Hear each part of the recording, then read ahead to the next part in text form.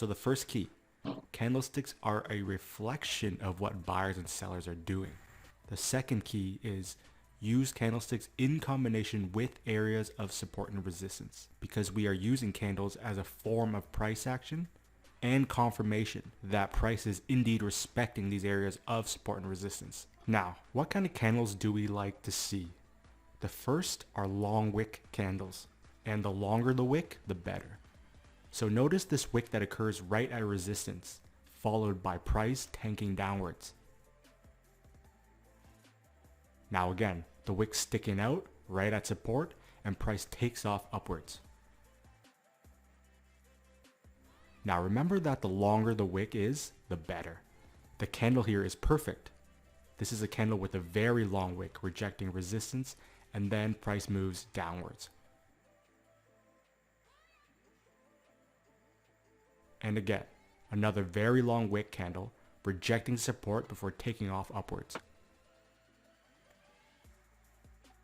So here is a combination of both, a very long wick, another very long wick, and then just a standard long wick.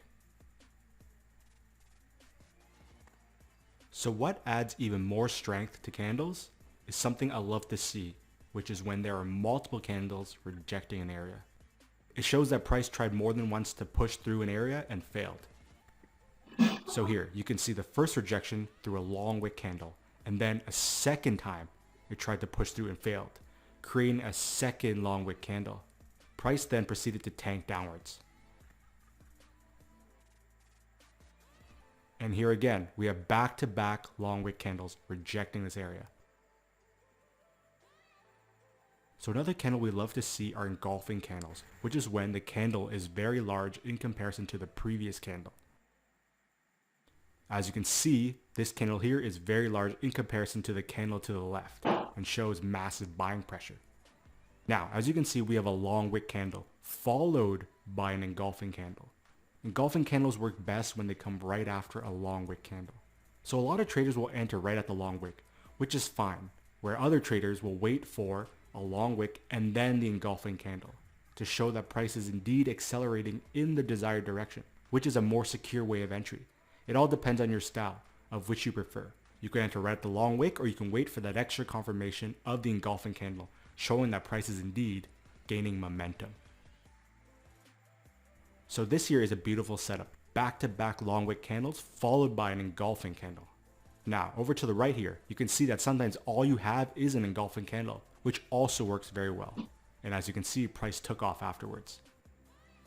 Now, this next part is very important, as I'm going to show you a combination of all these candles in action. Remember that we use candles only after we have established an area of support and resistance. So we have a long wick candle, and then a long wick engulfing candle, and then price tanks down. Now, look at all the candles that are rejecting this area. So many candles trying to push through and failing, which is a huge signal that price is going to reverse. Again, multiple candles rejecting this area before dropping down. And again, multiple long wick candles rejecting this resistance before tanking downwards.